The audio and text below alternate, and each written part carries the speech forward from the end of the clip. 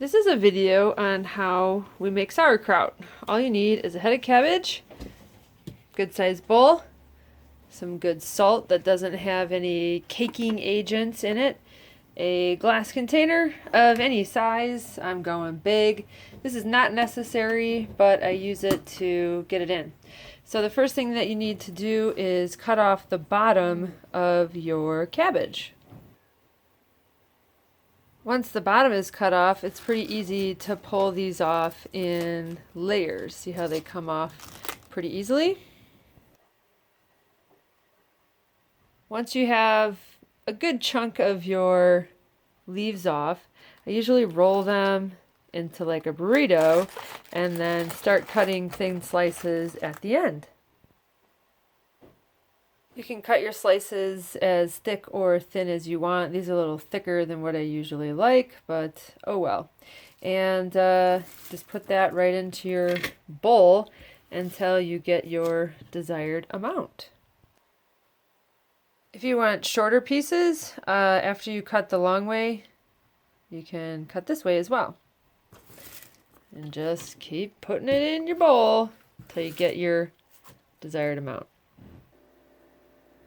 Typically we will add garlic and onion, sometimes dill and other seasonings, but I thought we'd try something different. Todd heard using apples is fun too, so I'm cutting up thin slices of a couple apples to put in as well.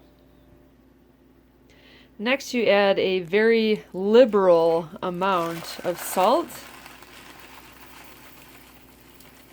You can always rinse it out if it's too much and just massage it in there for, I don't know, however long you feel you need to get that salt to go around, and maybe even it'll start making a little bit moisture, but probably not. Then you just start shoving it in until it's almost full. You want maybe about an inch of headspace at the top. I ended up cutting more cabbage than I could use for just one. You can see this is the stuff that was salted and massaged. And then I ended up putting some dehydrated onion from the garlic. And then I just cut up a little bit more cabbage to put on top. But you can see the difference between what was massaged and what was not. And then I decided at the last minute to put some rosemary in there from our garden, and then some curry from our garden in this one. So all you do now is just kickstart it a little bit with a little bit of water. I mean, you don't really need a whole lot. And you just kind of let it sit after that and let it do its thing. It should continue, because of the salt, to release more of its own moisture, and you want the moisture to be above your cabbage. So you see, I don't know if you can see how that goes up and down. I guess watch the water right here. So we'll put a little pressure on it to try to help it submerge. If you don't submerge it, after a day or two, it may potentially get moldy. So I'll show you how I do that. I just took another mason jar and I put some water in it, made sure it was clean, and it's going to add some pressure onto it. And then we're going to use a rubber band and some wax paper to kind of cover it so nothing gets in there.